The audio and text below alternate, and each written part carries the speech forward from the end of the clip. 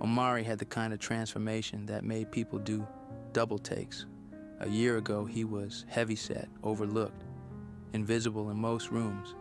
Now, lean frame, sharp jawline, skin like polished mahogany, and a wardrobe that spoke fluent confidence. Everywhere he went, people responded differently. Women flirted. Men gave nods of respect. Strangers started conversations. Compliments came daily. But Omari didn't quite know what to do with any of it. He smiled politely, nodded, said, "Thank you." But when someone looked at him too long, his body stiffened. When a woman touched his arm playfully, he laughed too quickly and changed the subject. At night, he'd undress and stand in front of the mirror, and that's when the chill would come. Because sometimes, just sometimes, the reflection wasn't the man he'd become. It was the boy he used to be. Heavy, round face, eyes low, silent, watching him. The dating didn't go well. He tried. A few apps, a few setups, but something always jammed the flow.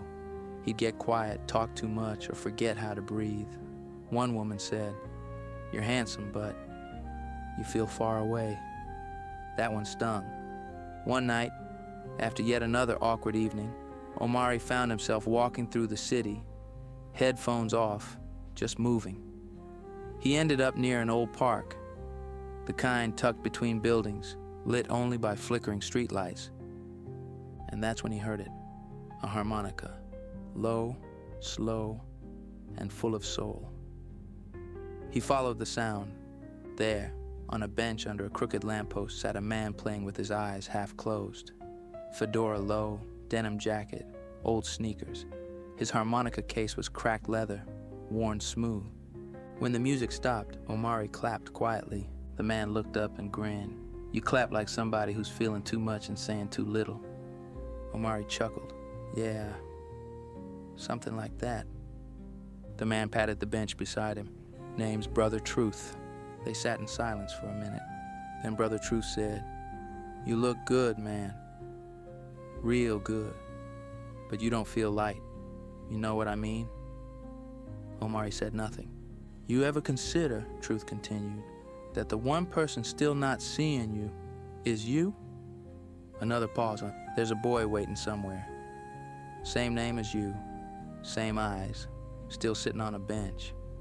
And until you go pick him up, don't expect no woman to feel safe in your arms.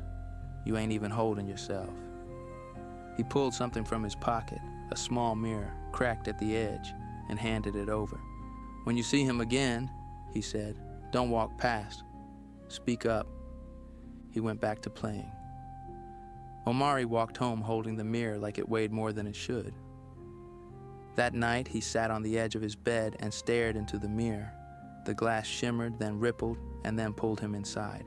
He landed with a soft thud on cracked blacktop. It was a playground, a gray sky, rusty swings, faded court lines, the sound of kids' voices. Ahead, a crowd of children gathered near a soccer ball, not playing yet, just picking teams. To the side, alone on a bench by the fence, sat a boy. Head down, hands clenched, shoes scuffed. His younger self. Omari walked forward. His footsteps echoed. Everything slowed. He reached the edge of the circle. The kids looked at him, but said nothing. He turned toward them, cleared his throat, and said, loud enough to echo, "I choose Omari." The younger version's head snapped up, eyes wide, breath caught. Then he ran, not walked. Ran. Across the court, straight into Omari's arms. "I've been waiting my whole life for you to say, I choose you." They embraced. The world around them glowed. Golden light poured in from the sky. The playground dissolved into warmth. Together, they stood, one again. Omari woke up calm, peaceful. For the first time in years, he didn't rush to the mirror. He took his time dressing, walked to the same park bench where he met Brother Truth. But Truth wasn't there, only silence and wind. A few minutes later, a woman sat beside him, about his age, natural curls, calm smile. She looked over. "You look like a weight's been lifted off of you," she said. Omari turned to her, soft and confident. "It has," he said. She smiled, and they began to talk. The connection was real, easy, light. He reached into his coat pocket and pulled out the old mirror, looked into it, and saw exactly what he needed to. Just himself, whole, seen, and finally free. Omari and the woman walked off together.